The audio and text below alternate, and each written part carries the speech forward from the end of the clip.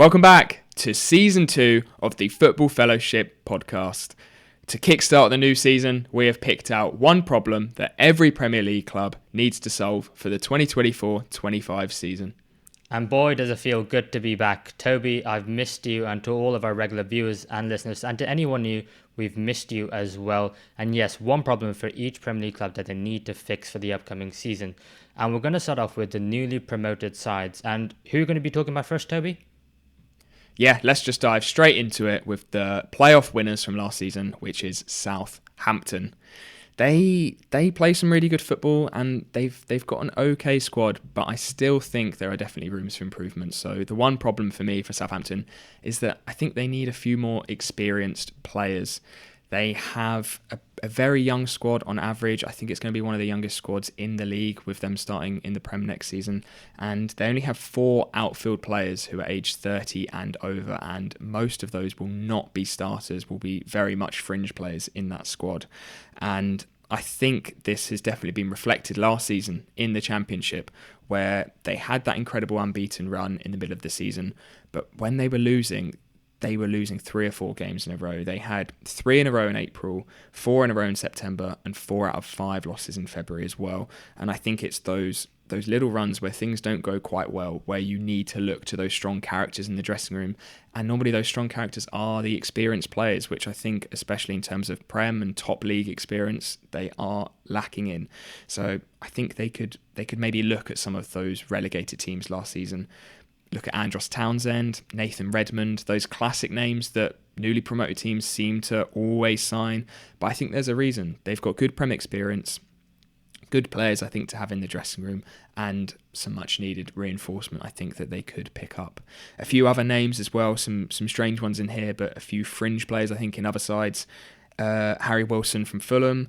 Even Christian Eriksen, potentially from Man United, I think is going to be less seen in the squad this season.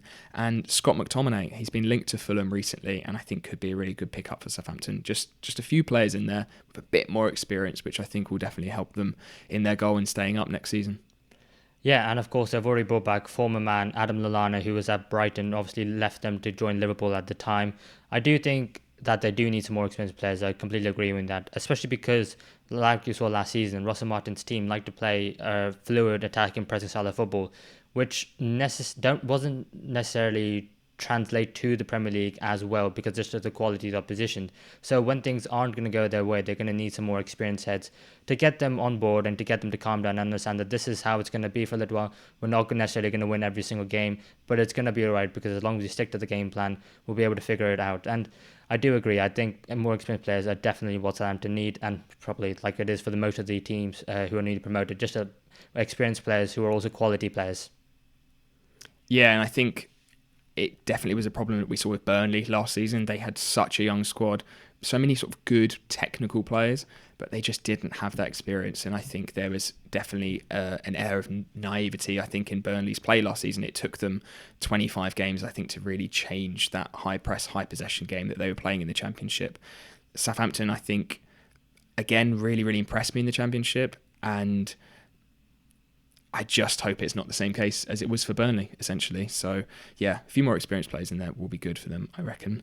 And the next promoted team that we're going to be talking about is Leicester. What problem do they need fixing?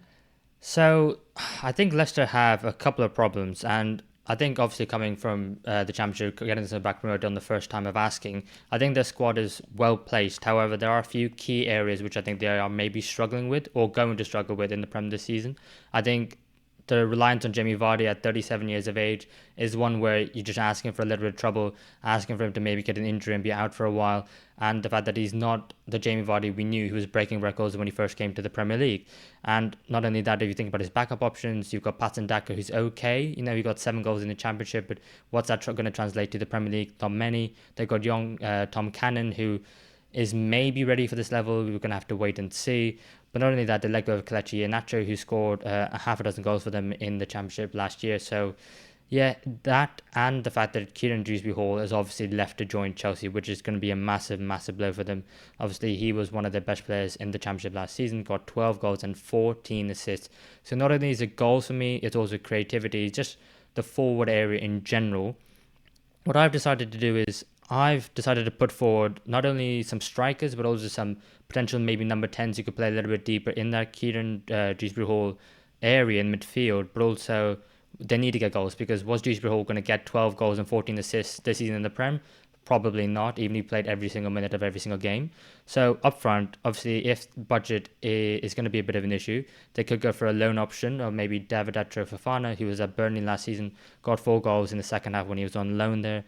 Also, Chelsea got Armando Broja, who Chelsea are looking to sell permanently. If they're willing to maybe stump up 15, 20 million, they could go for him as well. Maybe a little bit further back into the midfield, you got Fabio Carvalho of Liverpool. He doesn't look like he's going to be fitting in there. I mean, obviously he's had a good pre-season, but it doesn't quite seem right. So maybe a loan move if Leicester are looking for the finances, but maybe a permanent one if they can afford it. In the Championship, you also got Josh Sargent at Norwich, 24-year-old American striker, 16 goals and 2 assists last year. He's definitely ready to be making the step up somewhere at some point. And also the top goal scorer in the Championship last season, Sami Smajic from Blackburn Rovers, 44 games, 27 goals and 4 assists.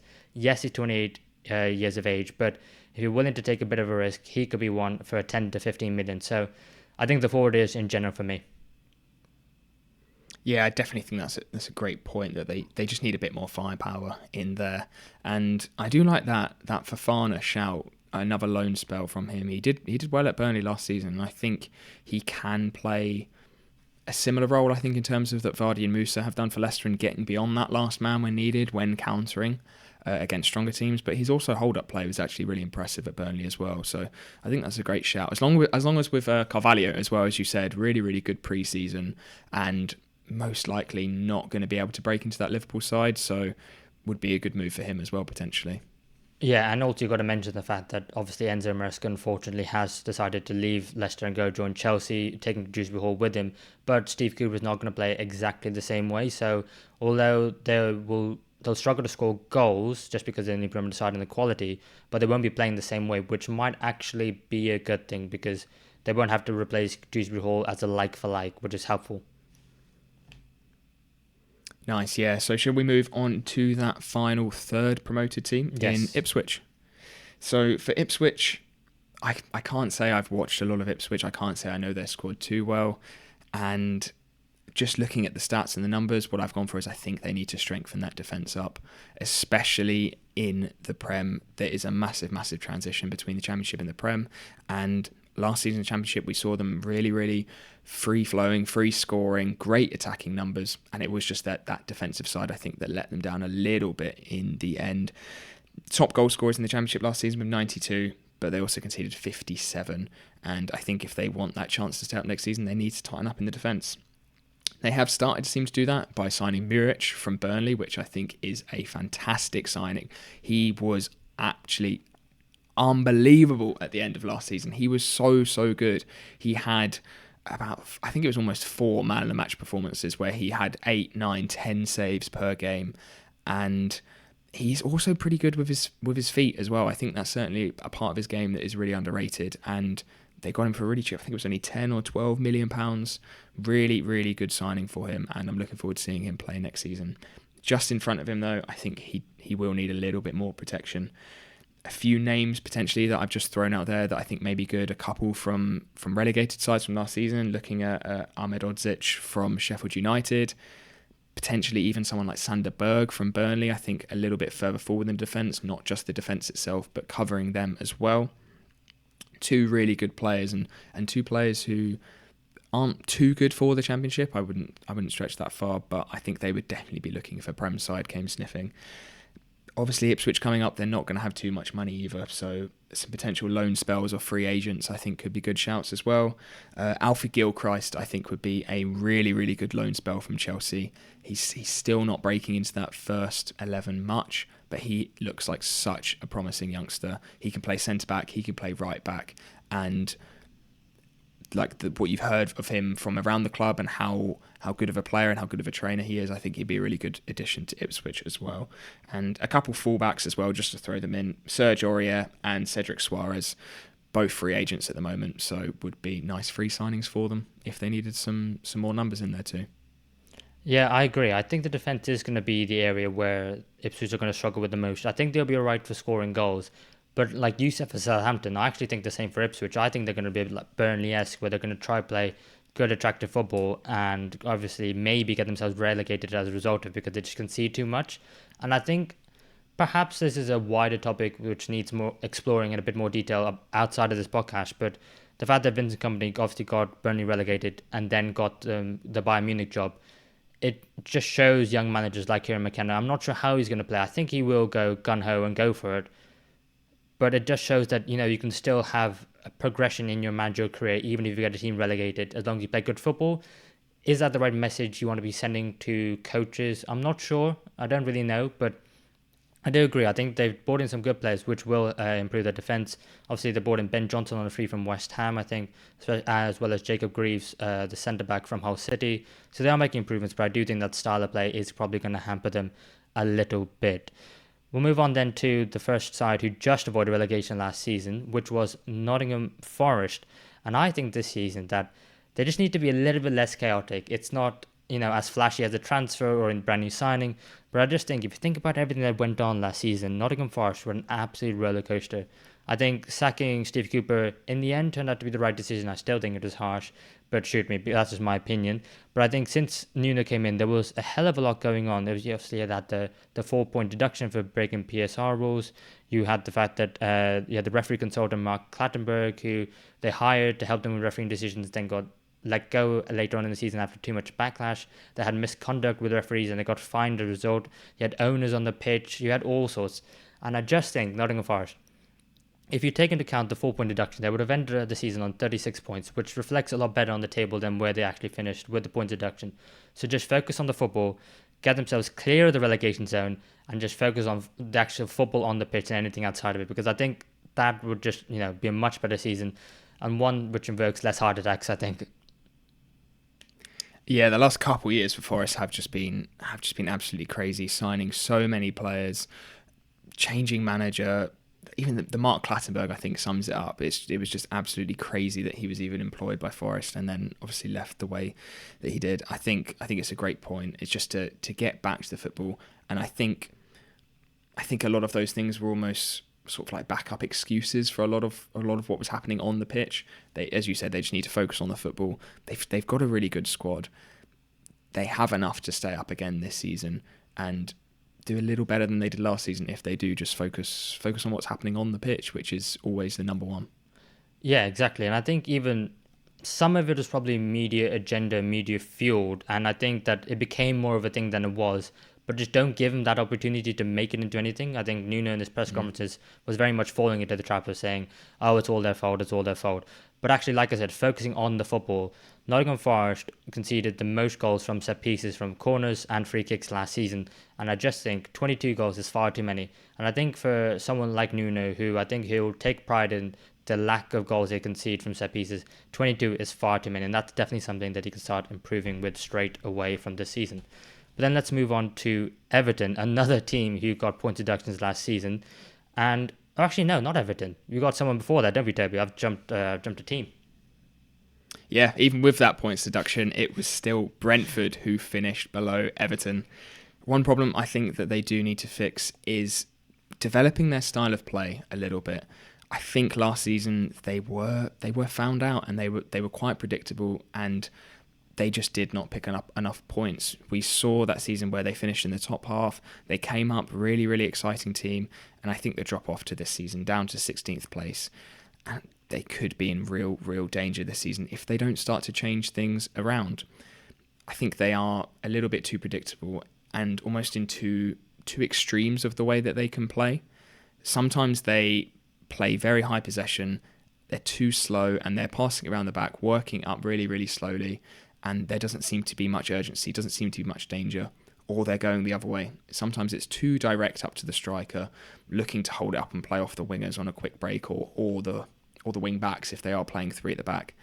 It does seem that they are starting, I think, this a little bit. We saw at the end of last season, at times they were playing with a traditional four at the back. In pre-season, it seems to be more wing backs again.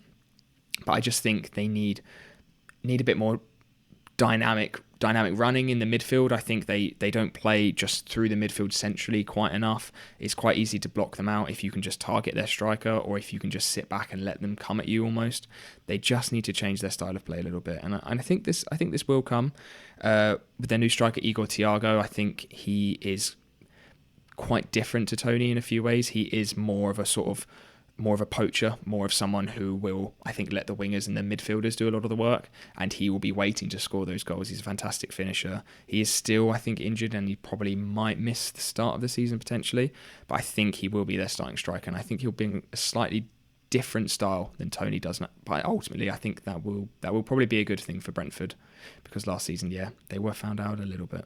Yeah, and I think, to be fair, in Thomas Frank's defence, I think he was trying to do that last season, but there was absolutely no way he could have done it with the amount of injuries that squad suffered. I mean, we could probably argue that injuries was the case for a lot of these teams, but Brentford, on top of the injuries, I think they had the most players away at AFCON in January and February of any Premier League side. That definitely didn't help. And I think it got to a point where they were being dragged into a relegation race. I don't think anyone really had confidence that they would go down. I think it was more they need to fix up before it becomes a problem, and it wasn't a problem at that point. And I think we saw it at the beginning of the season with Brentford, there's change of style of play. We saw it right at the end when they had some more players back and fit. And I think this season, I think we will see it a lot more. And I'm excited to see Brentford and how they do, because I think Thomas Frank is a good manager. And I think that Brentford as a whole have a good squad, need a few additions. And I think that's how they play. I think it is a problem, but it will come, I think. Yeah, I agree. I really hope they can sort it out and they can find like a balance between the two styles almost, and when they are playing those top sides, not to sit back and try and counter too much, to have a little bit more freedom, because they have the quality, and as you said, Frank is an absolutely fantastic manager, and I think they will sort that out if things, I think, stay the same as they were last season, and a few players potentially missing in certain positions, especially the wing-back position. I think last season was an area where they really struggled to fit players in who could quite comfortably play in that role. It's a very difficult role. They could still be down there again, but they do have the quality and the resources, I think, to stay up, really. Yeah, I think they'll be fine. Let's not give too much away for our preseason predictions, which is coming out next week, so make sure you stay tuned for that one. And now we will talk about Everton. Sorry, just before I jump the gun.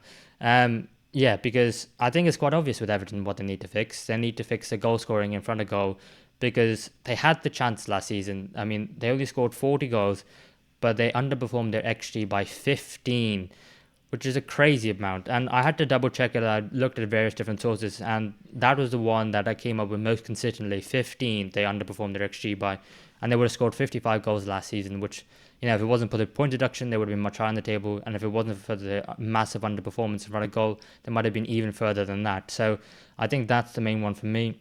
I think what do you do about it? You can maybe say with an XG difference of maybe 2 or 3 over the course of the season, that swings probably with a bit of luck. But 15, I definitely think it's a skill issue. I think that Dominic Calvert-Lewin underperformed his by 6.5, Abdoulaye Doucouré by 3.2, Beto by 4. And they've had some nice recruits. Iliman and Dyer from Marseille, 4 goals and 5 assists last season. I think Jesper Lindstrom, obviously no goals, no assists, or the loan move from Napoli, but he was a very talented player at Frankfurt, and he's still very young. So let's see what Sean Dyche can do with him. And I think it is just be better in front of goal.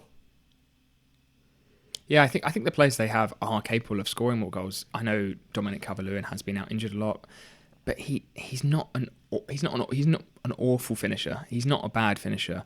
I think he has just been. I think those injuries have really knocked his confidence, and I think with Beto, him sort of being in and out the side, I don't think particularly helps a striker in terms of confidence.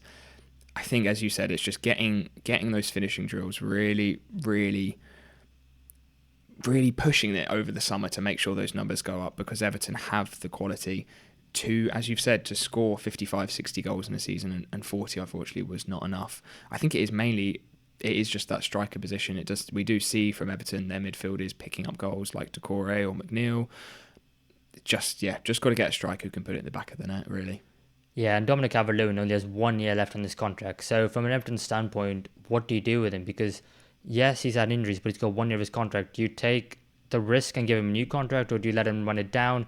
It's such a tough one to do, and obviously you've only bought in better last summer, so do you give him a bit more time? I think Trimiti is the one of the forwards where you go, he's young, he's new to the league. That one, clearly, you definitely give him a bit more time. but I think some of the wide players can maybe do a bit better. I think as a whole, I think they're creating. You would probably like them to create a few more chances, but they're creating enough with the quality of strikers that they have.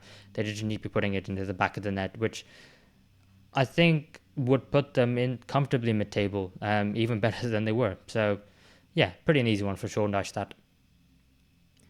Yeah, and moving on to the next team, and speaking of front lines, this is a front line that we are absolutely raving about last season, and I was so close to putting for Wolves that their problem would be just to keep that front three fit in terms of Hwang, Cunha and Neto, because they looked absolutely sensational.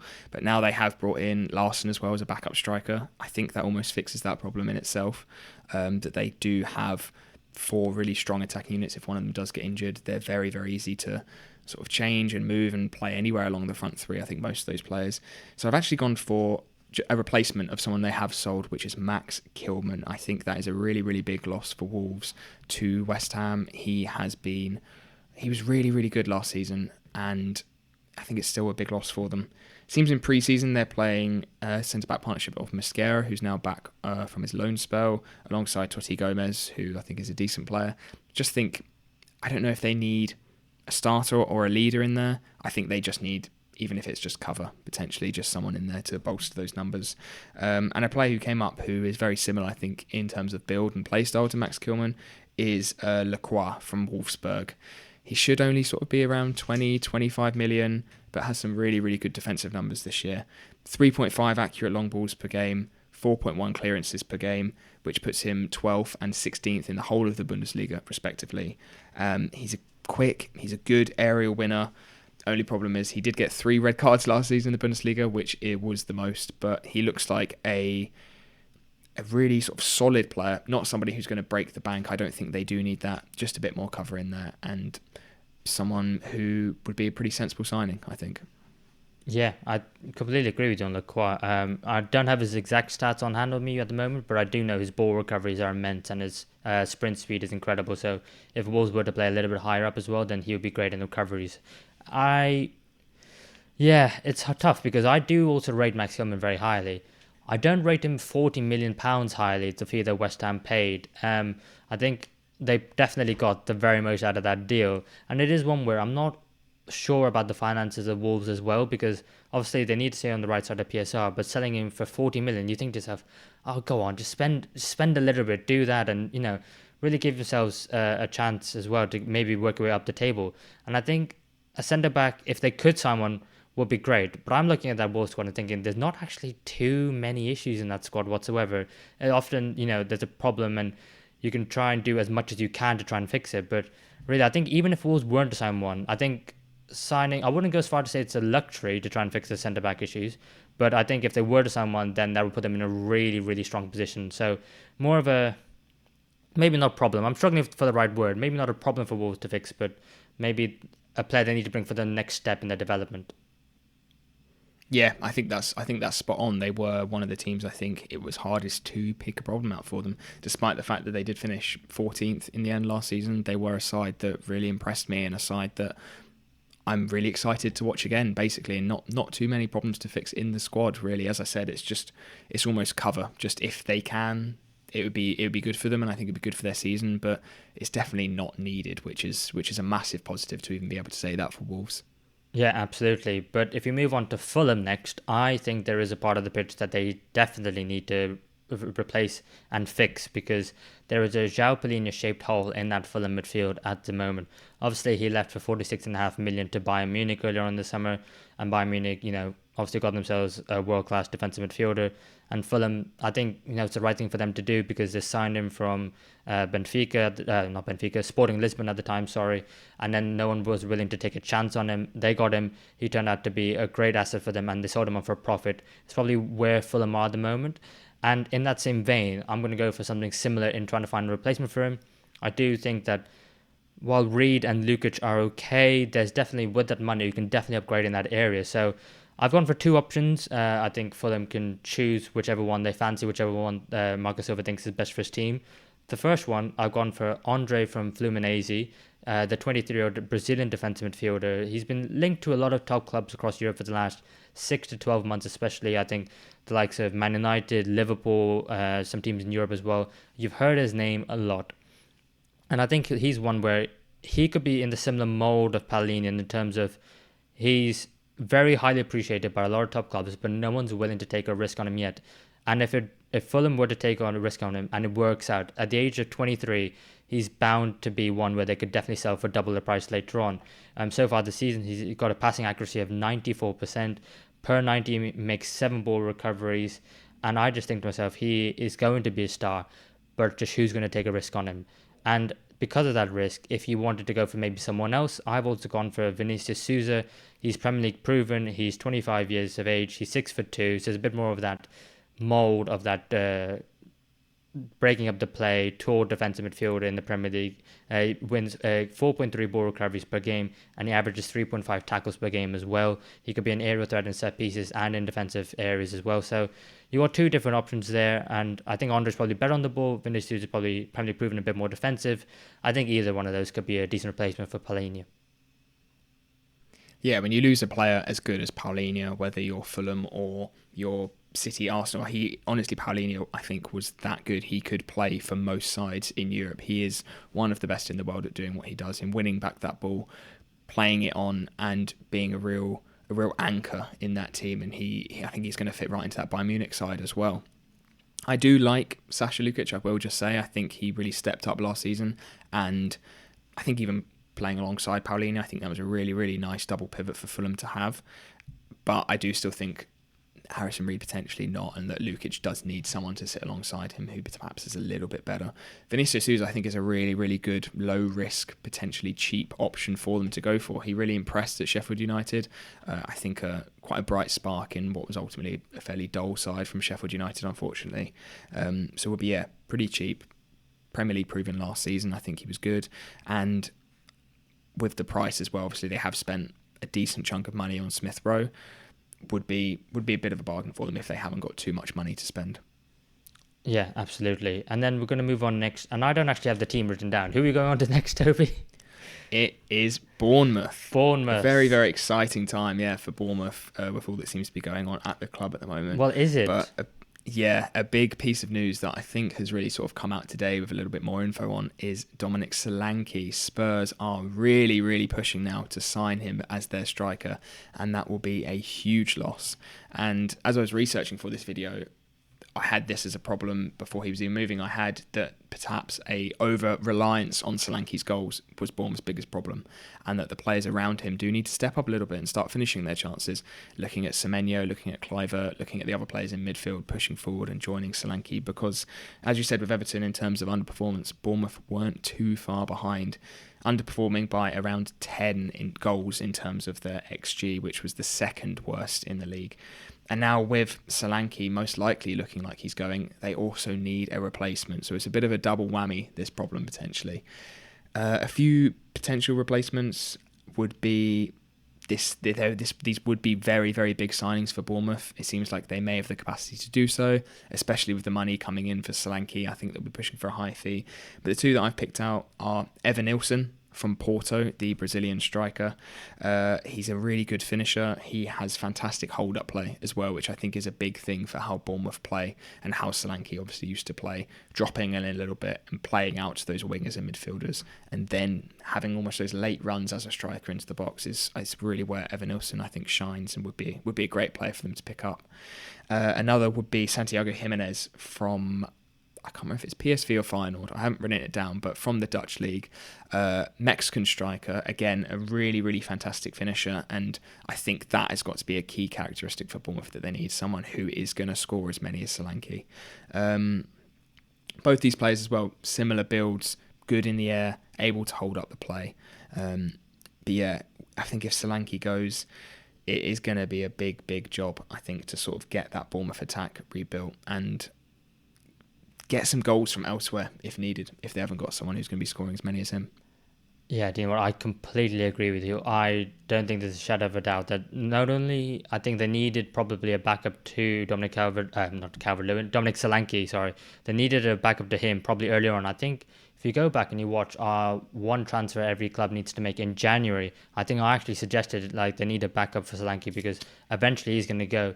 Bournemouth probably thought that they had at least another season in him. I think the fact that probably Ivan Toney, it's gone very quiet around him. I think a lot of people expected him to be the big English striker on the move this summer, but for some reason that hasn't quite materialised. And there's only 18 months difference in terms of age as well between Solanke and Toney. But people seem to be eyeing up Solanke a bit more. I mean, he got 19 goals and 3 assists last season. That's 22 goal involvements out of Bournemouth's 54 in the Premier League last season, which is 40.7%. That is an insane amount. And then you take that out the Bournemouth side, and that could really hold the progress that Iraola and Bournemouth are trying to make. So they absolutely have to replace Solanke and replace him well. Obviously, on the books, they've got Ines Unal, who's 26. He looked really good last season. They've also let Kiefer Moore go permanently. I think it was to Cardiff. I can't quite remember. So he's the only real striker of note on the books. So it is going to be a tough one. And it's annoying that it's happened for Bournemouth so close to the start of the season. If this happens earlier on, you have time to adjust to it and get used to it, and know where your head is at, and you're going to not have the Solanke of the season. But this close, it's kind of distracting and it's a little bit annoying, if anything. So yeah, definitely need to find a replacement for Solanke if he does go, and if not, just get a backup anyway, because yeah, there is definitely an over reliance on him. Yeah, and as you said, it is such a shame because Bournemouth, I think, again, are one of those sides that we were really excited to watch this season. They played so well. Once they got that ball rolling and they were able to play how they wanted to, they looked really, really good. And they've got a few players who I think hopefully we'll see a bit more this season in terms of Utara and Traore. I think both of those can come into the wing, and I think if they can score some goals for Bournemouth as well, it'll be huge for them. Alex Scott, I think hopefully as well, is going to be a player that we're going to see a lot more of this season. Really, really talented youngster, and it's just a shame because that striker role for Bournemouth is so pivotal in how they play, and as you said, they've got to replace him soon and adapt to that new striker soon, which is a big ask. Yeah, but on Solanke himself, you can't blame him for if he's pushing for the move either, because you think about where Bournemouth are and where he is in his career. He's ready to take the step up to a team like Spurs. They've got Europa League football. They're trying to compete for the very top. Ange Postecoglou hasn't been shy in saying he wants to be number one in the league. He wants to win the Premier League, and those are ambitions. Anything less is a failure. It is stuff that makes you want to join him. So, yeah, can't blame Solanke. Can't really blame Bournemouth either. If the fee comes in, they have to sell him. Just unfortunate about the timing. But yeah, it is what it is. We'll move on then to Brighton and Hove Albion and Fabian Hurlitz's new side. And it's quite interesting with Brighton because obviously I didn't expect De Zerbi to be leaving at the end of the season. He's left. Hurlitzer comes in. Very young manager, but obviously a very good squad. I just think for him, he needs to get everyone as fit as possible because last season they had an absolute mare with injuries. Lots of teams had lots of players out injured, but yeah, not many had many worse injury issues than Brighton and Hove Albion. They had 41 separate injuries last season. 21 out of their 25 playing squad all picked up injuries last season. They missed 1,727 days due to injury, and at one point during the worst spell they had 9 different players out injured at once. That's almost a whole first 11. So I think when you think about not only how many injuries Brighton had, but the players they had them to, I think Matoma was out for a large part of the season. Solly Marsh I don't think kicked the ball for a single minute of the season. They had so many injuries, as well as you think about the fact that last summer they lost the midfielder Casado and Alexis McAllister, so they were going to have to adjust a little bit as well. Then you add the injuries on top. It was no surprise that Brighton fell below our expectations last season. But if they can get everyone fit and on the pitch, then that starting 11 can compete with most in the Premier League. Yeah, those two names that you mentioned, Matoma and March, two massive losses, and two of the biggest reasons why Brighton were able to get Europa League football last season was because of the season before that, where they finished so high in the league, and a lot of that I think was down to them, and the way that Brighton did play was so much based on those wingers, and with so many injuries to them last season and so many different changes in formations and personnel, it really did affect them in the end. And especially this season with the loss of Pascal Gross as well, an absolutely massive loss for Brighton. With those injuries as well, they need their top players to be able to step up and fill that void, really. Yeah, and I was tempted to go for the problem that Brighton need to fix is their midfield, because obviously Pascal Gross leaving is going to be a massive blow. I think during his time at Brighton, he was the third highest for shot creating actions in the whole league.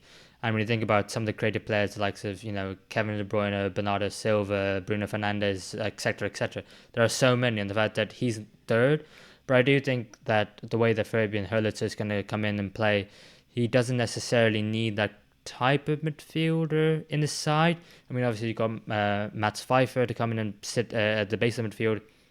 You've also got a very talented 18-year-old who is completely new to me, I'll be honest. What is his name? Malik Yakue from Gothenburg in Sweden. He's only 18, but he's had a couple of preseason games, and I've been keeping an eye on Brighton just to see how they're doing, because I didn't really have any idea before they announced Hurlitzer was coming in, and he looks like a very talented one in midfield as well. So I don't think that they're going to miss Pascal Gross as much as I think they are. But I do think that that's only if everyone is fit. And if everyone's fit, then, I have no idea what Brighton could do this season. And I say that in a positive way. Yeah, it's definitely something that they need to fix for this coming season.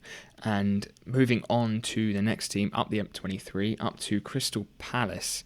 And as I said with Wolves, I think this is the same case for Palace. They actually struggled to think of many problems that Palace needed fixing. I think their squad looks really strong. I think especially in terms of their starting 11, looks really nice. Mark Gahey's going to be coming, I think, back into that back three on the left-hand side. A back three of Gahey, Anderson and Richards pushed over to the right. Fullbacks of Munoz and Mitchell, looking at Wharton and Hughes as a midfield two who were really, really good at the end of last season. And then Mateta, Eze, and a whole host of players who I think will be fighting for that right wing position. Looking at Ayew, Edouard, I think potentially will be in there. Franca, I think hopefully will get some more minutes this season. And Ismail Assar, newly signed from Marseille as well. They've got some really, really good options. A lot of players who can play anywhere among those front three positions. So, yeah, for me, there was no way I was going to be able to suggest, I think, a signing that they need. Their squad looks great. So, for me, the only problem I can think of is potentially Glasner's adaptability in the league, which I think is a really, really big thing, especially for teams who play 3 or 5 at the back. I think it's a problem we saw with Brentford, and a problem that I spoke of earlier, that when these new exciting systems or teams come into the league with a 3 or 5 back, and it's really difficult for teams to play against them without much prep, without seeing how much they play. And Crystal Palace moved the ball so quickly. Their counter-attacking was exceptional at the back end of last season, and that's what helped rocket them up the table. I think just going into this next season, they need to change things a little bit. A lot of those wins, I think, came where they had much less possession than the opposition team, looking at around sort of 40 to 45% possession. And I think when they are coming up against sides who are on paper weaker than them, the newly promoted sides, teams like Nottingham Forest and Brentford, I think they need to change their game a little bit, get some more possession, play a bit more on the ball, and not just rely on those sort of quick transitions and counter-attacks that they used at the end of last season. Because I think once teams start to really realise how they play, they won't be as effective as I think they were at the end of last season. But yeah, another side that I'm just really excited to see play. And again, it's just a problem that would be good for them to have to help press them on more than something that they really do need. Yeah, I agree with you. I think Crystal Palace are going to be an exciting team to watch next season. And it's only just come to me as I've been listening to you talk as well. Have you seen the rumours of Mark Gahey to Newcastle? Yes, yeah, I've seen the sort of Fabrizio Romano-esque posts of that I can't remember if he's in talks with them or exactly where it is at the moment, but yeah, it seems quite strong rumours potentially, which would be a huge loss. Yeah, no, and as you were just saying, I was just thinking to myself, how much weaker does that Crystal Palace side look without Michael Olise, who's already gone, and also Mark Gahey if you take him out and he goes to Newcastle. So I before we started recording, I completely agree with you on Crystal Palace, but now that I'm just sat here thinking about it, I think what they need to do is, if Mark Gahey was to go, well, actually, one thing they need to do is keep Mark Gahey, but if he were to go, they need to find a suitable replacement for him, because I think obviously whoever's going to play on the left-hand side of that defence needs to be someone who's going to be as good as him on the ball, as good as him defensively, and also you're taking out Crystal Palace as captain. So Yeah, that is going to be a massive, massive blow. And I'll throw that in there. I will agree with you, as in they need to adapt as well. And so does Oliver Glasner. But I think second to that, they definitely need to sort out Mark Gay and try and keep him at the club if possible. Oh, 100%. I mean, if he was confirmed even 5 minutes before we started researching and recording this podcast, that would have been the number one as a Mark Gahey replacement. So hopefully they can keep a hold of him because he is a massive, massive part in that team. Although saying that in last season when they did go on that good run, he didn't play too many games, but I think that's such a small sample size to go off that yeah, he is a massive, massive part of that team. And yeah, hopefully they can get as much money as they can for him because especially after his performances at Euros, he was exceptional and should have a pretty hefty price tag, which would be good for Palace. Yeah, if Palace were to sell, I think now would definitely be the time because his value is probably going to be the highest it's ever going to be, unless like Crystal Palace end up getting top four next season, which who knows? You'll have to wait and see our Premier League predictions to find out. But a side who have made a lot of transfers this summer so far are West Ham, and they're up next. And so with David Moyes leaving, Julian Lopetegui coming in, he's also brought in I think 6 players at the time of recording. Wes Foderingham and Guido Rodriguez on the free transfer. They've also put in Luis Guilleri, Nicholas Folker, Crescencio Somerville, and Max Kilman. They're also linked with signing Aaron Wan-Bissaka. And I think these are all fantastic signings, some smart signings as well in terms of squad players, and they're all going to be improving the squad and the first team as well. And Julian Lopetegui coming in as new manager is very exciting. For me, the problem they need to fix is I just think they need time more than anything else because it's a lot of change at one club all at once. And I just think from the manager to the playing squad, just let's be patient with West Ham because they do, I think, have some difficult fixtures at the start of the season. Let's just give them a bit of time, let them gel as a team and the way that Lopetegui is going to play because I think one of the issues that David Moyes did have was he didn't play an attractive style of football and it was boring to watch at times. And I know West Ham fans, you watched probably more than us, but we did also watch a lot of West Ham last season. And that sometimes I did think to myself, what on earth am I doing here? So I do think Lopetegui will bring a bit of brand of football, and with the players that he's got, that they definitely have the quality to do that as well. And it could be potentially a very exciting season. I just think there's not too much to fix at the moment. Let's just see how the season goes, but let's be patient. Let's give him time to gel, and let's take it from there. Yeah, it's going to be a really interesting season for West Ham, as you said. A lot of change very quickly at the club. A lot of signings, a new manager replacing a manager who has been there for a number of years. And as you said, I think they've got to allow this new manager, this new system, and these new players just a bit of time. It's not going to be an instant improvement. It's not realistic, I think, to expect that. And there is a lot of optimism, I think, at West Ham, and it's some really, really smart signings. I think Nicholas Füllkrug as a striker is something that they do definitely need and is a really, really smart signing.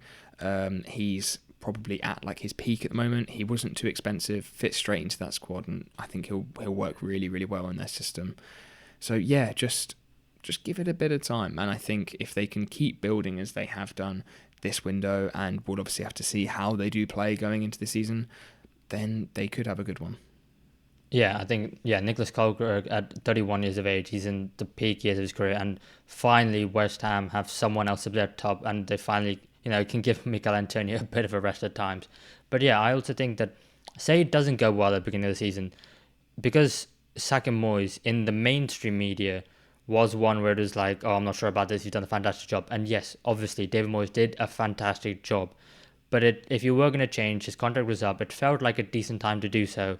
So if West Ham started the season poorly, there is going to be a swing from the mainstream media to say, well, it clearly shows you shouldn't just sack David Moyes, what are you doing, Lopetegui, whatever.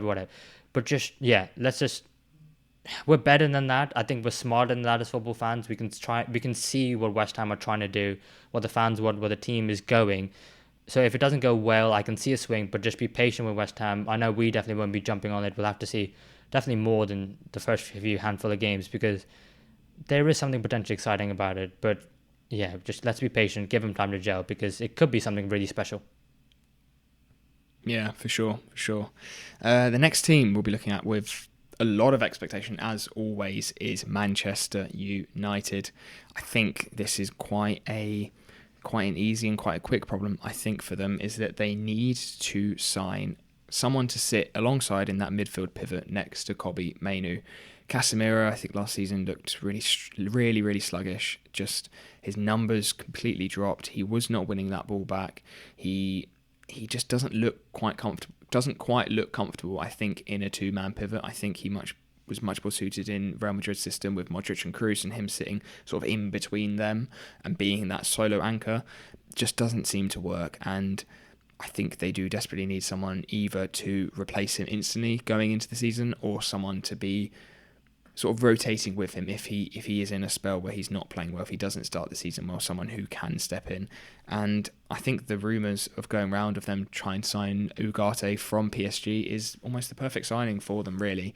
He started, I think, 25 games in Ligue 1 last season, so not a guaranteed name on the team sheet in PSG. And when he did play, he was absolutely fantastic. He has a really high pass completion, and he is in the top 1% of all midfielders in Europe over the last year for tackles and interceptions, which I think is exactly what Man United need. Someone to win that ball, play it on to Fernandes or to Kobbie Mainoo, and let them do sort of the creative runs, the creative passes that we have seen from them. And I think it will really help Kobbie Mainoo, I think, thrive, is having Ugarte, who is such a good ball winner, in there, and will allow him to drift forward a bit, which we saw at moments last season. At times where Manchester United were being quite conservative, he did have to sit. So it would be really good to see him, I think, push on and thrive in that role. A couple other potential wildcard picks as well. Boubacar Kamara, I think, from Villa, is exactly that sort of mould of player who can just win that ball. I don't think Villa will want to sell him, and it would be quite a big price tag, but is the exact right sort of player that I think United will need. And another one, Josh Kimmich. I think with Palhinha signing and a lot of rumours of Kimmich potentially moving on from Bayern, again, someone who is going to win that ball back and has such exceptional quality in moving it forward as well, would be a really nice player for United. Yeah, both those defensive midfielders are very ballsy moves, and to be fair, if the club are going to pull it off, it probably will be Man United. I went for a step lower down in terms of quality, I'll be honest, just because I've heard the rumours about Ugarte. I think they came out, the same day that Lenny Yoro was confirmed for Man United. And then ever since then, it's been rumbling, and they just gone a bit quiet. And I don't know what's quite going on with that deal, but I was just thinking to myself, if they weren't to get Ugarte, who in my opinion is an outstanding option, who could they get? And so I was looking at João Gomez at Wolves, I was looking at Varela at Porto, and I thought to myself, those are two players who could really do a job, and a good job for Man United as well. They wouldn't be as expensive as someone as Ugarte, just because I thought maybe if it is quieting down, who's a cheaper alternative, I think those two could do a good job midfield next to Kobbie Mainoo. I also think that, just a side note, Man United also, like a few of these other teams, had too many injuries last season, but their injuries specifically came in the centre-back position. So yes, they've let Rafa Varane go on a free transfer. They've re-signed Johnny Evans. They've sold Willy Cambuala, I think, to Villarreal as well, and they brought in Len Euro and they've linked to De Ligt as well. So they just cannot have as many injuries in that same position, because if there were, regardless of who they bring in, I mean, it would be crippling for the entire season. Yeah, João Gomez is a really nice shout in there, actually. I think he would be a great player to pick up before his stock sort of rises. We've seen he has been really good for Wolves, but maybe not sort of stood out too much just yet, and I could definitely see him having a good season and going to a big club after that, but I think his price tag will almost double if that happens, so that could be a good one for Man United to jump on. Shall we move on to the next side in Newcastle? Yes, and I'm going to sound a bit like a parrot now, but yeah, I mean, injuries played a big part of Newcastle last season. I'll just touch on them because I think the injuries that they had were to first teamers, and that was incredibly debilitating last season. I mean, Sven Botman was out for a large part of the season, Fabian Schär, Kieran Trippier, Tonali with his banjo, Linton picked up an injury, Isak wasn't fit, but still managed to get like the third highest amount of goals in the season. Wilson, you also had Harvey Barnes as well. So yeah, get the team fit and on the pitch. But when the team is fit, what area of the pitch I think is the weakest, and in my opinion, it is the right wing. It was, a massive shame that they had to sell Yankubu Minter to Brighton and Hove Albion for PSR issues. He's one where I think he was a Feyenoord last season in the Eredivisie, and he's one where there's something about him, and at 19-20, I just thought, yeah, he could be a really good player for Newcastle going forward, and they had to sell him, which was a bit of a shame.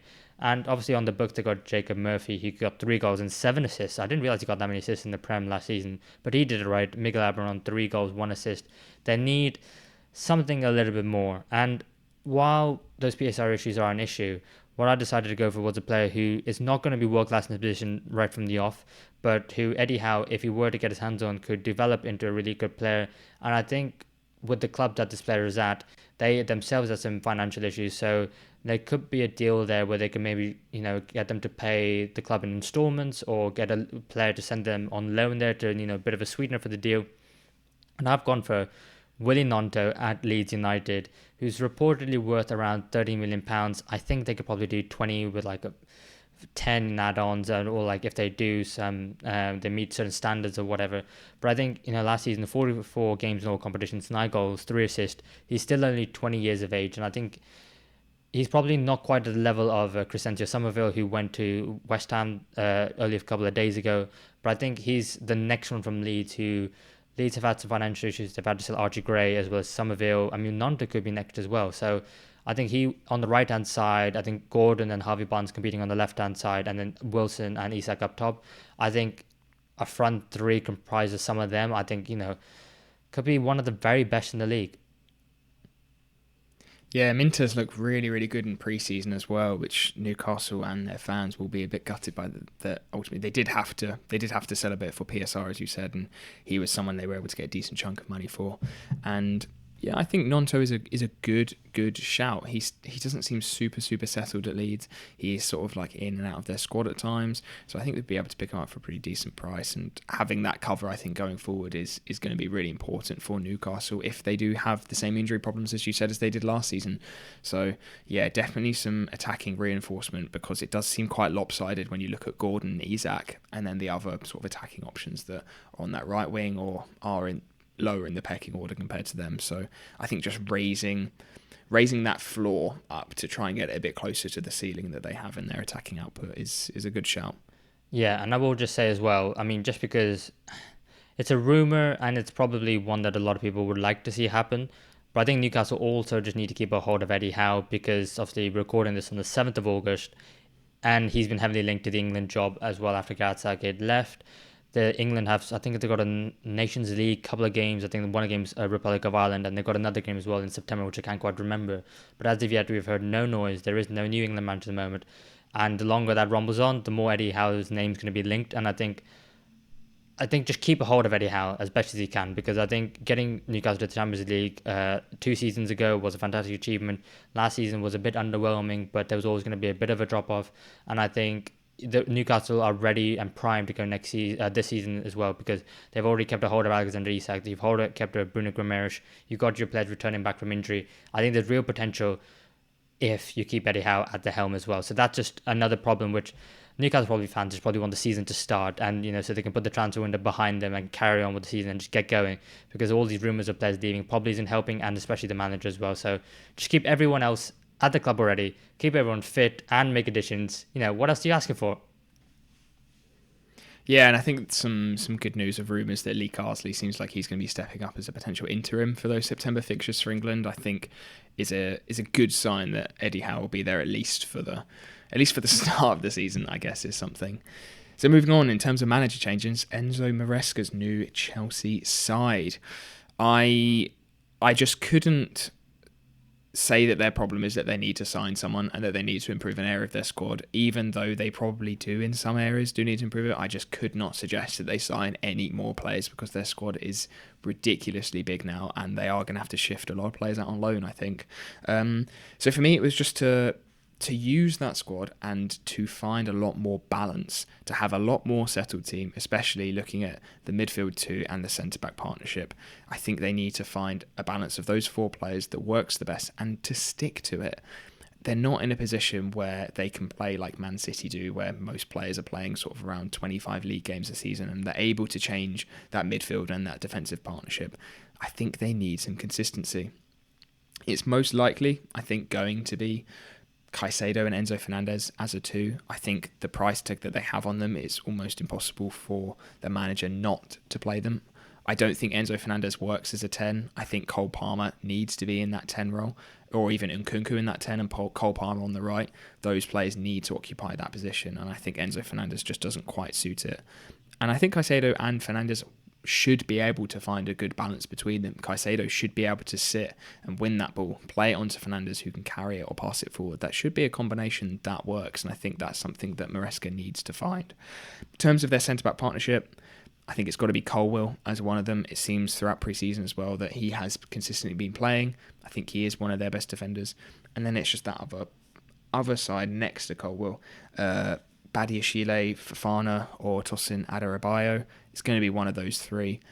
Potentially, I think Badiashile, could be the best one in that role. Sitting alongside Colwill, that's a nice centre-back partnership if they can stay consistent.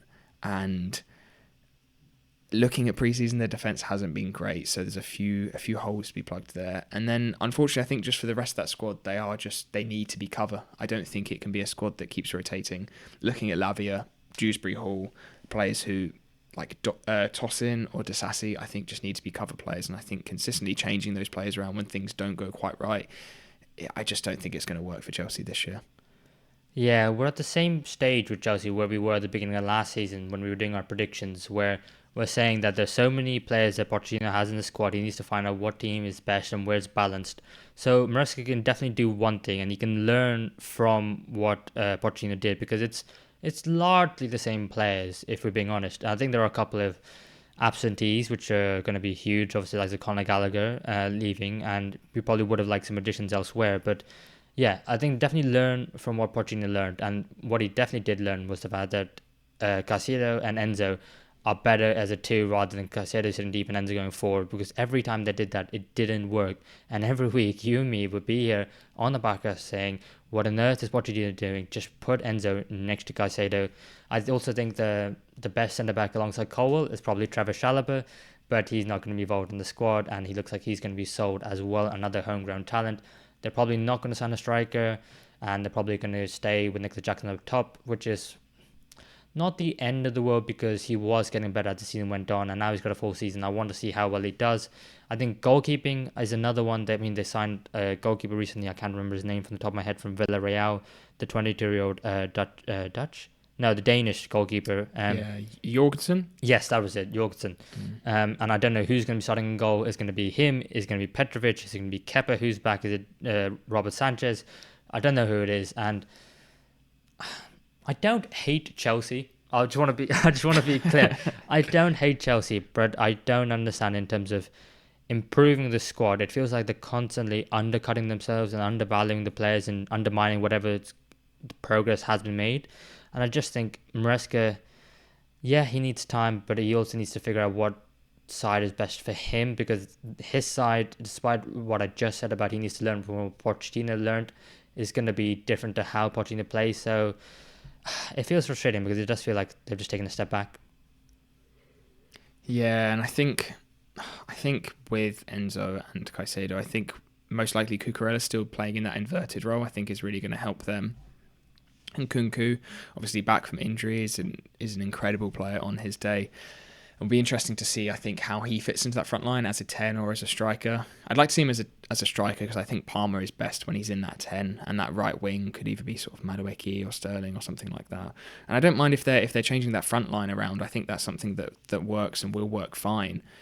It is just those positions where you need solidified players week in, week out. As you said, the goalie as well is someone that we still don't know who is going to be their starting goalie. And I think you've got to have that defensive spine of the team has got to be consistent and solid, and not up in airs who it's going to be or how they're going to play each week. And I think with a full pre-season, he should be able to get that right. And I guess we'll just have to see. It's going to be the first 4 or 5 game weeks. If they can get some good results and keep that consistency, then yeah, they should be better than they were last year, even though they did turn it around in of the season. I don't know. Chelsea are weird and frustrating and annoying, but just a bit more consistency would be nice. Yeah, absolutely. And we'll move on then to Spurs, because we're definitely rambling with Chelsea. But Spurs, I think, have 2 clearly defined areas where they need to improve. Firstly is definitely the centre forward area, but they look like they're going to be trying to sign Dominic Solanke from Bournemouth, as we touched on for the Bournemouth. So I'm actually going to go to their defence. And the defence, they conceded a lot of goals last season, much more than they should have. However, when I did a bit more of a deeper look, Spurs finished on 66 points last season, and like I mentioned, Ant Postecoglou is aiming for first, and he wants to get closer. So but natural progression would show that if Spurs end up getting fourth and getting Champions League football, then that would be fine. That would be an improvement. But really, they only finished 2 points behind Aston Villa. So maybe with a bit of luck, really, or maybe VAR decisions going their way, or refereeing decisions, they probably could have made that up, or Villa could have been a bit further down. So I think in terms of making substantial improvement to catching up to likes of Liverpool, Arsenal, and Man City, who Liverpool in third finished, I think, 16 points ahead of them last season. So that's quite a jump. How did they go about doing that? Improve the defence. And they actually have in terms of the players in the defence, that's actually decent. I mean, think about Vicario, Porro, Doji, Van de Ven, Romero. Are you actually going to buy a player who's going to be better than any of them? And I think, truthfully, probably not. And when I looked at the 15 games that all five of them started together, they only conceded 17 goals, which is 1.13 goals per game. And if you average that over the course of the entire season, that's 42.9 goals. So let's round up and say 43 goals. That's much better. That would have put them in the fourth best defence in the league last season. But you can't guarantee that they're all going to be fit for the entirety of the season.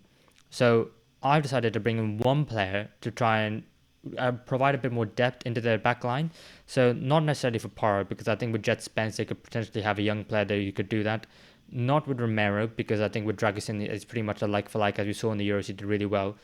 But I went with a cover for both Mickey van der Ven and Destiny Udogie, someone who's got a bit of height and a bit of pace, because what Van der Ven was great at was his recovery pace, but someone who could also maybe play left back and go a bit forward as well into those areas which, Portugal liked his fullbacks in their natural player positions further upfield. And I was thinking, Josco Gavario will be perfect. He could do both roles to a world-class standard. Ironically enough, I thought Ricardo Calafiori, who's now moved to Arsenal, could probably do that job and do it to a very high level. And I think, who's next? And if he was willing to make the move, I think that Piero Hincapié at Bayer Leverkusen could definitely do that role. He's not as good as Doji as left back. He's not as good as Van der Ven at centre back, but he's better than Ben Davies, who's been debuting for both of them in both those positions. And when you think about it like that, at 22 years of age, with Postecoglou getting him on the training ground, he could definitely improve him. In terms of playing a left back, his pass completion was 89%. He makes 5 progressive carries per 90, and he makes 2 progressive carries per 90. And in terms of the centre back, he actually gets dribbled past less than Mickey van der Ven, and actually has a higher ground and aerial duel win rate than Mickey van der Ven as well. So it's a player who could probably maybe start and displace one of them if he wanted to go that far, but definitely will provide better cover for both of them than Ben Davies. Yeah, that's a really, really nice shout of player Hincapié. He's still really young as well. He's not always in the Leverkusen side. He sort of is rotated a little bit, so maybe tempted to move. I guess if it's like you said, I'm quite glad you mentioned Calafiori as being as a good player fit, because I was thinking that I was going to say it, but I didn't want to sound like a smug Arsenal fan. So that sort of ilk of player I think would be really good for them. I don't think they need 2 players for a centre back and left back cover. I think getting someone who can play in both would be ideal. Someone who can do a job, like you said, like Nathan Ake or Gvardiol, that we see switch between centre back and left back, would be enough cover for them. As you said, Dragusin as well, he can play left centre back if needed. And then obviously if you've got this new signing, if say Van der Ven and Udogie were injured, could play left back too. So yeah, it's a really, really good shout. I like that. Oh, thank you very much, Red. Well, that was easy enough. Let's move on then to Aston Villa. Yeah, on to Aston Villa, and a very, very similar, I think, problem that they need to fix is that I think they need a little bit more cover and a little bit more depth in their attacking line this time. I think with Champions League football for Villa, we always say how European football really, really affects sides, and the Champions League is the biggest step up in quality, and they will need some squad depth. I think for those league games, for those cup games, they are going to need it, especially with Diaby now gone to the Saudi League, which is crazy. I don't think anyone saw that coming. 60 million euros, though, I think is a really good sale for them. They made a good bit of profit on him. As much as I rate him and as good as I think he was, the fact he wasn't always in the starting lineup and they were able to get that much money for him, I think was worth it in terms of their team and in terms of how Unai Emery saw the squad. I just think looking at the players that they have now on the wings and the attacking lineup, looking at Bailey, Rodgers, McGinn, I think are strong. All very, very different players though. Philogene as well come into the side now. I think looks very exciting and is good cover as well. I just think maybe they need one more player of a similar build to sort of Bailey, Philogene and Diaby. An exciting, quick winger, someone who can play almost anywhere across the front three, I think will be good for them to have as an option off the bench and as cover to help a lot of their players rest, especially even Watkins as well. He could be playing a lot of minutes next season. So some players I've picked out and some that they are rumoured with. João Felix starting off. He can play off the left, he can play off the right, he can play up top. Really, really good on the ball. Will potentially move, I think, because Aston Villa do have Champions League football. Could be a good move for him. Another one, I think, Donyell Marlon. I think looking around 35, 40 million pounds, I think will be enough to get him. He has played predominantly on the left this season. He can play up front and he can also play on the right as well. Really, really quick. Would be a really great impact sub for them to have in those Champions League games. And another potentially cheaper option from Rennes would be Gouiri, the Algerian winger. Plays mainly on the left, 7 goals and 3 assists in Ligue 1 last season. He's a really good finisher, quite a low XG, and was still able to get a decent output, 7 goals. And yeah, decent all-round stats for him as well, and would be a cheaper option if they obviously don't want to splash too much cash on someone who's not likely going to be a starter.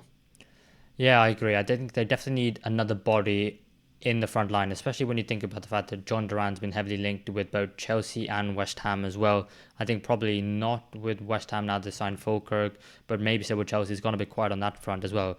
But if they kept him, they could probably be alright if they sell him. I'm going to go with you on Gouiri on that one. I think last season he got 7 goals and 3 assists, but the season before was when he was heavily linked to a lot of top clubs. He got 15 goals and 3 assists off the left, can play up front as well in the absence of Ollie Watkins or alongside him as well.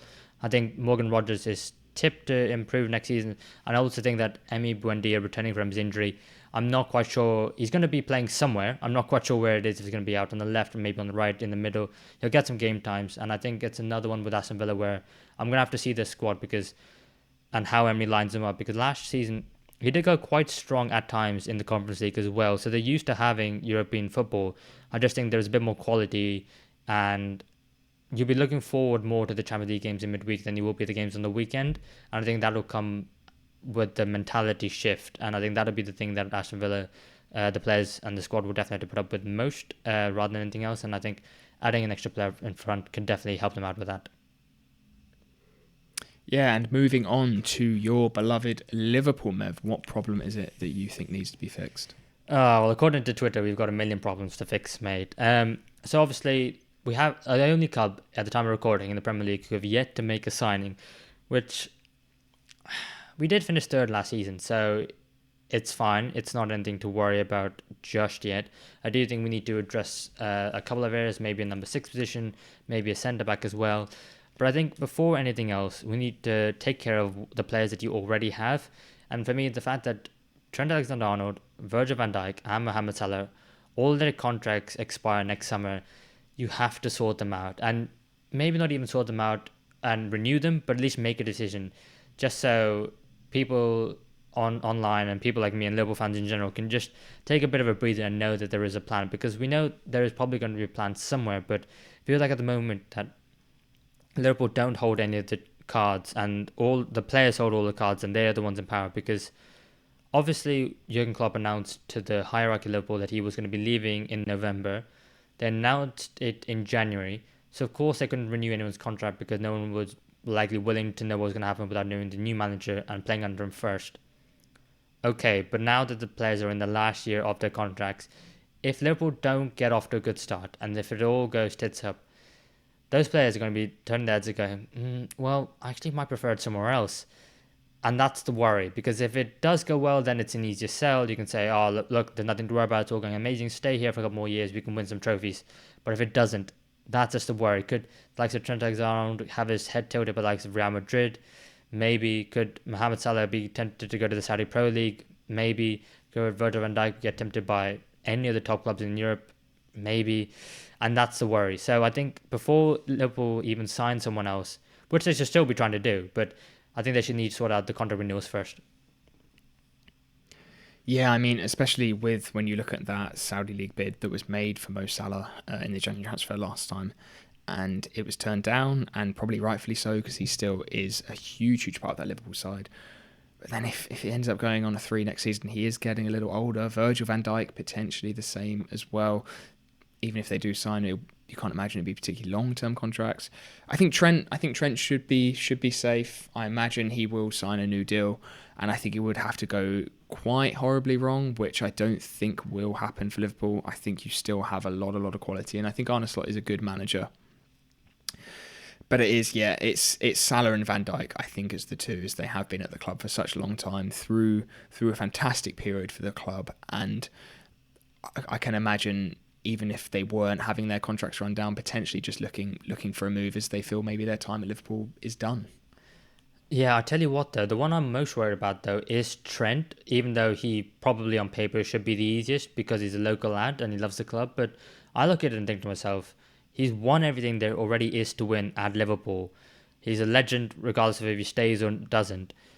And at the prime years, at the peak years of his career, he could potentially go off to Real Madrid, and it would probably have to be only Real Madrid the one that could move his head. I think. I don't think anyone else can. Where he could go there, he could be the starting right back for a team who is likely to win the La Liga most years, is likely to win the Champions League most years, and you've already seen that all the hype around Jude Bellingham, who apparently he's best friends with at England as well, which doesn't help because last summer I was like, oh yeah, Trent, be best mates with him to try and bring Jude Bellingham to Liverpool.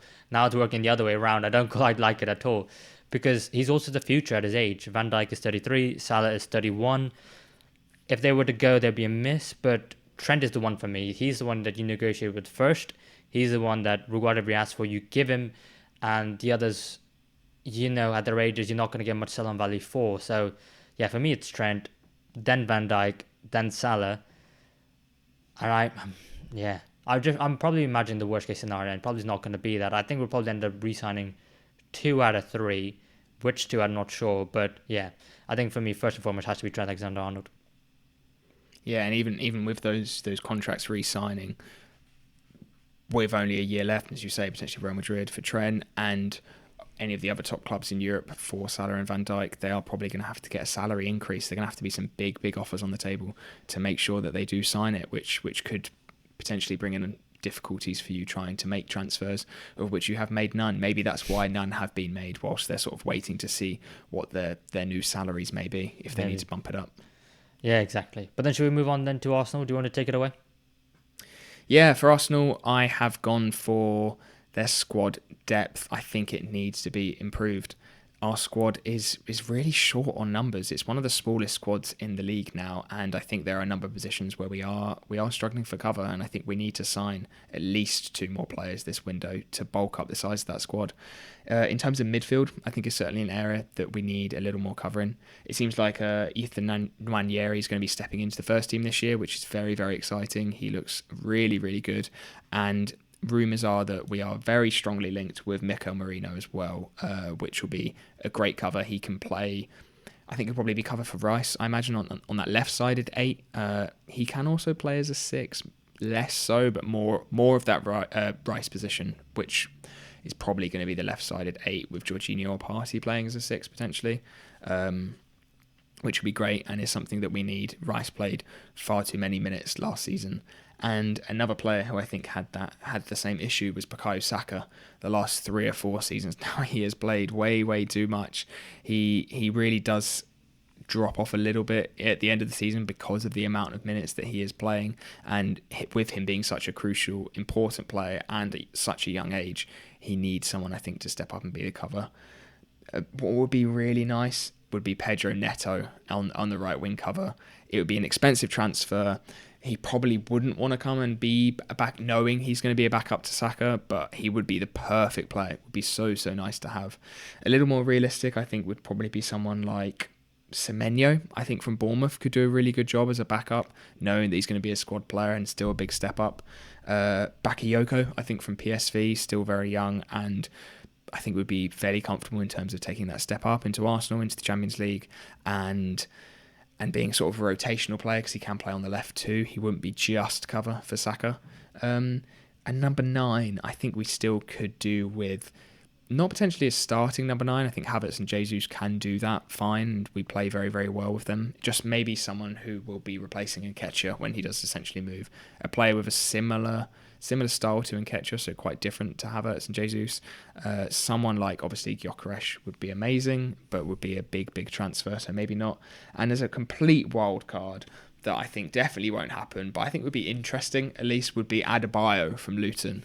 I really, really rate him. He's 6'4", but so techie, really, really good on the ball. He can even play out on the right if needed. He is a really good dribbler, and I think would just be someone that you can put on with 10, 15 minutes left of the game and really cause problems, and that's exactly what he did last year. So yeah, just a few more signings needed from Arsenal really and get that squad size up. Yeah, I mean, obviously you do have the squad size available to you. It's just the quality of those players as well is the thing that's most important. And also, when you talk about Arsenal, it's about making those tiny adjustments to catch up to Manchester City. Of course, Arsenal don't really have many problems at all, or none, you could probably say, compared to some of the other sides in the league. But it is just about making sure that Arsenal definitely get at least 90 points this season, because that's going to be what it's going to take to compete with Man City. In terms of midfield, I like the Mikel Moreno signing if it were to happen, especially at his age, which is weird to say because he is 28, because I think it doesn't stop Nweri getting into the side, because as Mikel Moreno, if you give him maybe a 4-year contract, 2 to 3 years in, you kind of go, thank you very much for your service. Nweri is now ready to come into that side, and it doesn't really block his path as well, compared to if you were to sign like a 24-year-old, and then all of a sudden, then he's maybe thinking to himself, like some of the other Arsenal young players who have recently left, unfortunately, where did they get into the side? Because this is a world-class Arsenal side at the moment. And up front, I think out of all the 4 players, I do like Pedro Neto shout the most. Yes, he wouldn't like to be back up to Saka. He could do that job, but then he could also compete on our left-hand side, which I'm not sure what's going on with Gabriel Martinelli. He didn't have the greatest season last year. Trossard really did step up, and if he wasn't to have another good season now, it would leave his future to be speculated upon because of the fact that Arsenal are going one way and he would seem to be going somewhere else. But I think you still need to be patient with Gabriel Martinelli. So, yeah, if Neto would have signed, I think it would be perfect. If Moreno would have signed, it would be perfect. And who knows, fingers crossed, maybe you could compete with Man City for the league. Yeah, I think Martinelli hopefully was just a bad bit of form last season. Really, he didn't play terribly. He just unfortunately wasn't getting enough goals. And yeah, having someone I think who can come in, who can play on either wing will be really good, because Trossard we know can play at centre forward and left wing as well. Martinelli left wing and striker, and having someone maybe who could do left wing and right wing, and I think just push Martinelli I think a little bit further and make him realise that okay, he does need to keep those numbers up that we saw 2 seasons ago, where I think he got 15, 16 goals in the league and was playing really, really well. So hopefully we can see that back again with Arsenal this season. Yes, absolutely. And then finally, onto the last team of the 20 in the Premier League, which is Manchester City. An all-dominant, all-conquering Manchester City. What on earth do they need to improve? Well, they need to sort out Julian Alvarez's replacement, because it seems like he is off to Atletico Madrid. We've got the here we go from Fabrizio Romano, and it is for a massive, massive fee. So, Man City do have money to spend, not that they need the money anyway. But when you think about the importance of Alvarez to the City side last season, it cannot be understated. He played 54 times in all competitions, getting 19 goals and 13 assists, playing 3,481 minutes last season, playing in the striker, second striker, attacking midfielder, right wing, and sometimes left wing as well. So that is a lot. That is a player who is crucial for Man City. Clearly, Pep Guardiola trusts him in numerous positions. How on earth are you going to replace him? Well, I think if we're being honest, Man City can't. You just can't replace a player of that quality unless you're buying someone for like 100 million plus, which I don't think they're going to do. I mean, one player that they could potentially try and get to try and replace him, I've got Florian Wirtz here. He obviously played 49 times last season for Bayer Leverkusen, getting 18 goals and 20 assists. He would be an amazing signing. He'd be a world-class signing for them, and he's obviously someone who's, yeah, it's quite an obvious transfer to make, because you're replacing a world-class player with another world-class player. Can you get someone who's going to be a backup to Haaland? I'm not sure, because I think they would have to be a versatile player like Julian Alvarez, because undoubtedly when Haaland's fit, he's going to be playing, and that person is not going to get as many minutes as they'd like. And as we've seen with the Rodri and Calvin Phillips situation, it didn't really work out well. So there needs to be a versatile player. Do they need to bring someone in is going to be my question, because of the fact that they've got 4 players like Savio, who they signed recently, Doku, Grealish, Foden, Silva, Kevin De Bruyne, Bob McAtee, Mateus Nunes as well. Maybe it's time for someone else to step up. You've also got Claudio Echeverri, the 18-year-old Argentinian from River Plate, who's going to be joining in January. They've got a lot of bodies there, so they're going to have to replace Julian Alvarez. But I'm going to say that they're not going to have to go out and sign someone, but they're going to have to do it by someone else in the current existing squad, maybe a player like Bob or McAtee, stepping up and taking some of the mantle of Julian Alvarez, like similar to how Phil Foden did it for Kevin De Bruyne last season, although we already knew that Phil Foden was on the cusp and ready to do it anyway. I think someone else in the Man City squad is going to have to do that for Alvarez this season. I mean, if City end up signing Wirtz after this crazy prediction, I just can't be bothered, because that would just be ridiculous. It would be insane, and it would be the perfect replacement. I think he can play anywhere along sort of that midfield three, centrally, left or right wing, and you could honestly even see him playing as a false nine or as a second striker, because he is an exceptional player. I think they could do with a striker backup, like a pure striker backup, and it's quite difficult, I think, to get strikers who are happy sort of being second in the pecking order. I just think they do have enough players sort of around those positions, sort of looking at, like you said, Savio and Doku and Grealish, and playing on the wing and playing, potentially moving in centrally. So yeah, I think, as you said, they don't need to sign someone, and they could get away with playing Phil Foden or De Bruyne as a false nine if Haaland does get injured. I think if Haaland is, say, out for the whole season, it's going to be a big issue for City now with Alvarez gone. And that is a really tough one. There are not many players, I think, like Alvarez, who is traditionally a striker but can very, very comfortably play elsewhere as well. And I think it just finally got to the point where he didn't want to be second best to Haaland, really, and all fair play to him to be able to move to Atletico and try and be that star man, because he's got the quality to do so. So yes, it's a very difficult player to replace, and whether they do, I'm not sure if they will this season. I don't think they're going to go out and splash the cash. Yeah, because that's what I had in my head as well, based on what we saw the last 2 seasons when Haaland isn't fit, and more so last season when he picked up a couple of niggles. It was Julian Alvarez coming and playing as a number 9, but obviously they couldn't play the exact same way, but it still worked for the majority of games because of the quality of Man City and their dominance anyway in other areas. So I think if Haaland were to get injured, I think they will play with a false 9. The question is who. I don't think they've been trying many other players out in pre-season, just because Haaland didn't go to the Euro, so he's had actually a full pre-season, so he's been able to get minutes. They obviously sold Liam Delap to Ipswich after his loan from Hull City. He could have maybe been an option. I had one name written down here, which was if he hadn't moved to, ironically enough, Man United, Joshua Zirkzee, someone who could play as a backup, could also play in the cam, a second striker, or on the left-hand side as well.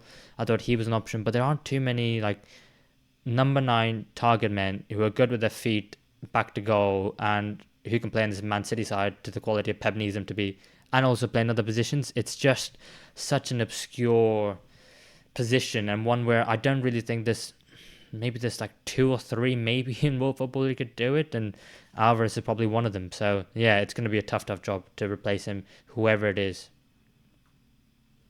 Yeah, and I also don't really blame City for letting him go either. I think as soon as Pep sees someone in the squad who isn't comfortable with the role that they are given, it's best to just let them go, rather than sort of let them force their way into the team. And the amount of money they got for him was really, really good. And even with such a huge price tag, I still think it's an amazing signing for Atletico Madrid as well, because he is so good. And it'll be really good to see him, I think, shine as the star man in that team next season. And yeah, especially in the Champions League as well. It's going to be great to watch. Yeah, absolutely. I mean, you can't blame Alvarez as well, because if you think about the amount of teams in world football he'd be starting for if it wasn't for the fact that Man City had Haaland, I think maybe on one hand you could count the amount of teams he wouldn't be starting for, and I don't think it'd be that many. He maybe got, I don't even know, Man City. I don't know why I've gone along this thread now, but apart from Man City, there's not many. There's really not. Maybe not Bayern Munich ahead of Harry Kane. Honestly, there's not many, so you can't blame him whatsoever for doing so. I think fair enough to him, and to be fair, the fee Man City are getting as well, considering they signed him for, I think, 14 million euros. I mean, yeah. I mean, what, quintuple your profits? Why not? Yeah, not a bad little deal. No, not bad whatsoever. But there you go. Those were one problem every Premier League club needs to fix. A lot of them were players. For some of them, they weren't. They were more off the field issues. But I think going ahead to the brand new season, I think there's a lot of things that some clubs need to do. For some teams, not that much whatsoever, really. And I think they're in a really good place. But if you want to find out what we think about in terms of our Premier League predictions, make sure to join us next week, because we will be doing exactly that. Really always look forward to that video, because I think it's one where we can come back at the end of the season and go, yep, got that one right. Yep, got that one wrong. And it's just something a bit of fun. It's something a bit different. You looking forward to it, Tobes? Yeah, definitely. It would be nice to see how much better or how much worse we've got at predicting as well compared to last season. That would be a good one to compare to. And yeah, a few teams I think could be placed anywhere. It's going to be difficult, I think, especially in that middle of the table. There's a lot of teams floating about there that I'm excited to predict and excited to watch. Yes, well, we won't try and say too much. We'll let you guys tune in next week to join us. But yes, thank you for watching. And if this was your first time, we're going to be here on YouTube, Spotify, and Apple Podcasts, which is brand new to the season, every single week, reviewing every single game week from the Premier League. Next week is going to be our preseason predictions, and then we're going to be going straight into the football. So make sure you subscribe, give us a follow, give the video a like, leave us a comment, all that good stuff, everything you can to support us, because we will be here every single week, and we hope you are too. Thank you for watching, and we'll see you in the next one.